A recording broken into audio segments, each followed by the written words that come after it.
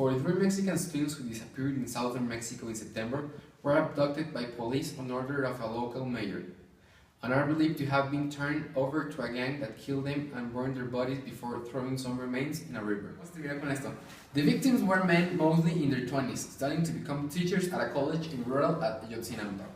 On September 26, they traveled on buses and vans to nearby Iguala for a protest about lack of funding for their school. They haven't been seen or heard from since. 3 men arrested in connection with the disappearance of the students admitted to having killed a large number of people believed to be the students, Murillo said. Murillo said police officers handed the victims to the 3 men, who he said belonged to the Guerreros Unidos gang. Authorities have arrested Iguala Mayor José Luis Abarca, called the probable mastermind in this mass abduction, and his wife María de los Ángeles Pineda. They were captured while hiding out in Mexico City earlier this week. The school the missing students belong to has a history that dates back more than 80 years and is known as a bastion of the Mexican left. Its students are known for their activism. Officials have said that when the mayor and his wife learned the students' protest, the mayor ordered then Iguala Police Chief Felipe Flores Velázquez to stop the demonstration. The former police chief remains a fugitive. Shortly after Murillo announced the latest in the investigation, President Peña Nieto said the findings outrage and offend all of Mexican society. So far, 74 people have been arrested in connection with the disappearance of the students, the government said. Now, this is an outrageous case, and the government has been controlling and manipulating all the media, so that we get to a point that we cannot actually believe what is actually happened. And the things that are appearing to us are not true at all. We dearly hope that this case can be solved real quickly, and also that the families can be rest assured that their missing children can be found.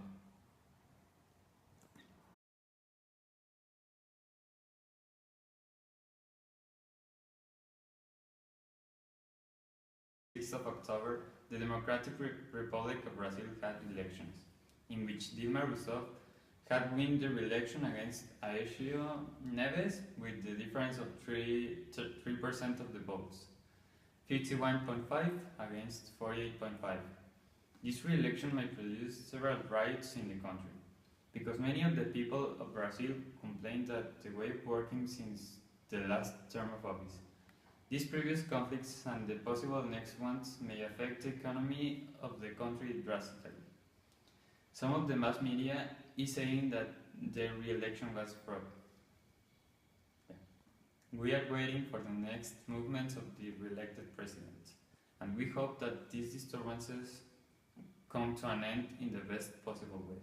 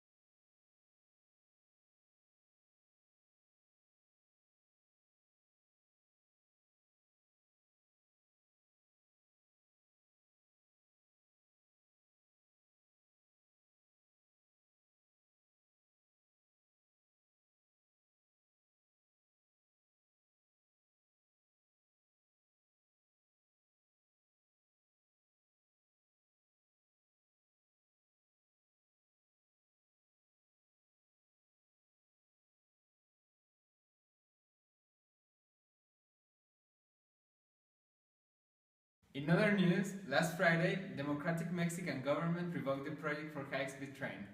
Mexican president decided to cancel the project due to transparency reasons. It was a project that could provide Mexicans with a very efficient transport.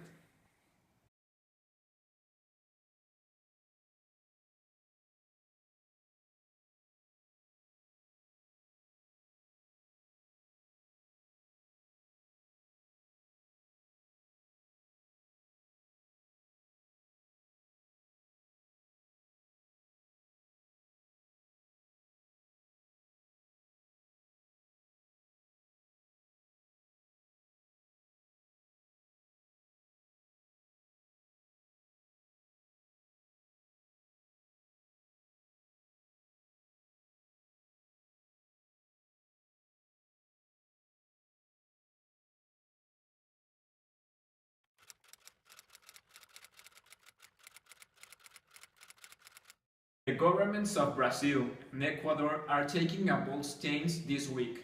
They are rejecting United States-led airstrikes in Syria as an invasion and unnecessary escalation of violence. This is the latest pushback by South American countries against foreign adventures carried out by the White House and/or its allies. Syria's government itself appears to welcome the air war in its territory. Bombs dropped by the US and Arab powers are targeting Islamist militants that the Syrian regime is fighting too. But that doesn't make it legal. Brazil and Ecuador argue. These actions are carried out against international rights, but they have not been recognized by the UN General Assembly, nor authorized by the Security Council. Ecuador Foreign Ministry stated this statement. By violation of sovereignty of the Syrian state is a lack of education. Brazil took a different tack. It's not that Brazil and Ecuador are alone on this push to stay out of the Syrian, of course. Syrians themselves have told Global Post they are wary of the US-led bombings, and some rather distinguished legal experts argue that the US laws bar President Barack Obama from expanding the military's airways from Iraq to Syria without congressional approval. Top. Speaking to reporters Tuesday, Brazilian President Dilma Rousseff said she found the expanding assault enormously regrettable. The Brazilian authorities reject the killing and aggression on both sides, and we do not believe it to be effective. Brazil is against any aggression, said Rousseff, who is in a close race for re-election in October. She added that her government favors using the UN as mediators in such crises, according to Estado newspaper. Then, on Wednesday, she echoed the sentiment before the UN, but did not name the US assault specifically.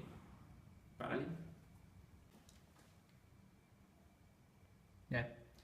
The use of force is incapable of eliminating the underlying causes of conflict, Rousseff said. That's been made clear by the systematic massacre of the Syrian people and the fighting in other crisis zones like Palestine, Libya, and Ukraine, she added. Their protest came as world leaders are meeting at the United Nations in New York to talk about how to tackle problems from Islamist extremism to climate change to Ebola.